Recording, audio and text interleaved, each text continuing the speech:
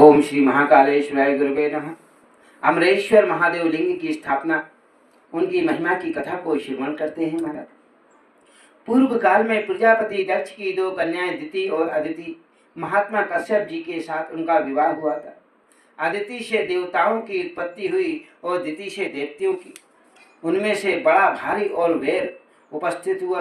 उन दोनों में बनती नहीं थी। दैत्यों ने देवताओं को पथ भ्रष्ट कर दिया और वे सब संपूर्ण दिशाओं में इधर उधर भाग गए और सब देव माता अदिति भगवान शंकर के ध्यान में तत्पर होकर दिन रात तपस्या करने लगी।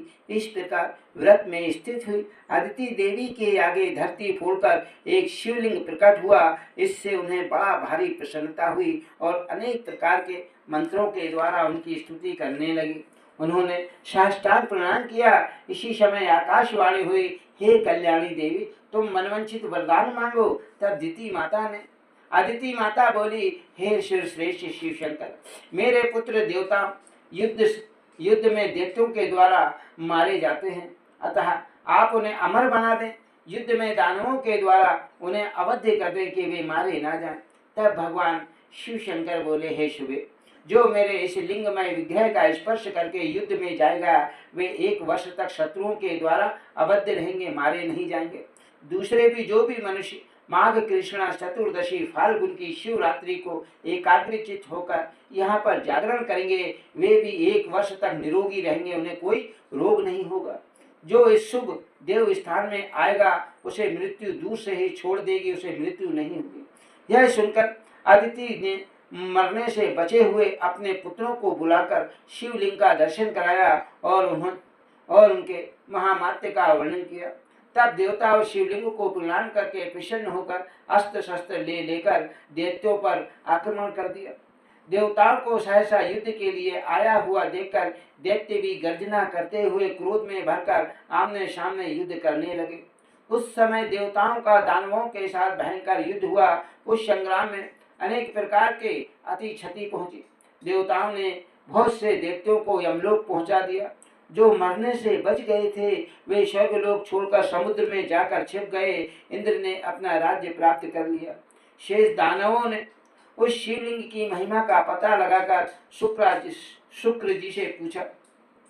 तब शुक्राचार्य ने उन्हें सब महत्व बतलाया। फाल्गुन की शिवरात्रि को पवित्र होकर जो पुरुष उस शिवलिंग की पूजा करता है वह काल आ जाने पर भी मौत आ जाने पर भी प्राण का त्याग नहीं करता। महाराज दानवों, तुम लोग उस दिन रात में जाकर उस शिवलिंग की पूजा करो जिससे तुम 1 वर्ष तक मृत्यु के भय से रहित हो जाओ। इंद्र को नारद जी से दैत्यों का जो मंत्रणा ज्ञात हुई थी उन्होंने देवताओं के साथ विचार किया और जैसे भी हो सके हमें महादेव जी की रक्षा के लिए उत्तम एवं उत्तम से उत्तम कार्य करना चाहिए। ऐसा मन में निश्चय करके 33 कोटि देवता अस्त्र शस्त्र के साथ उस शिवलिंग की रक्षा के लिए हटकेश्वर क्षेत्र पर आ गए। दानव भयभीत होकर सब दिशाओं में भाग गए। शिवरात्रि के दूसरे दिन पुनः सब देवताओं ने आपस में विचार किया कि यदि हम लोग इस क्षेत्र को छोड़कर जाएंगे तो दैत्य यहाँ आकर इस शिवलिंग की पूजा करेंगे और वे भी हमारी ही भांति अवध्य हो जाएंगे, अमर हो जाएंगे। इसीलिए हम 33 कोटि देवता इस शिवलिंग की रक्षा के लिए यहीं पर टिक जाते हैं।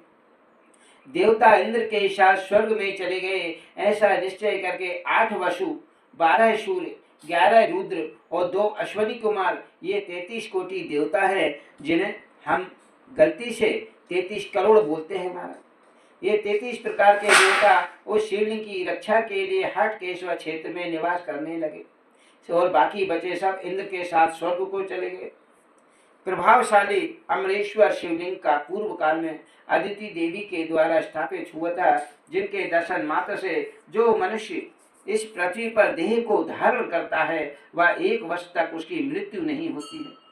मृत्यु का निवारण करने के कारण ही वहां पर अमर लिंग के नाम से तीनों लोकों में विख्यात इस शिवलिंग के आगे स्वच्छ जल से भरा हुआ एक उत्तम कुंड भी है, जिसे अदिति देवी ने अपने स्नान के लिए निर्माण कराया था।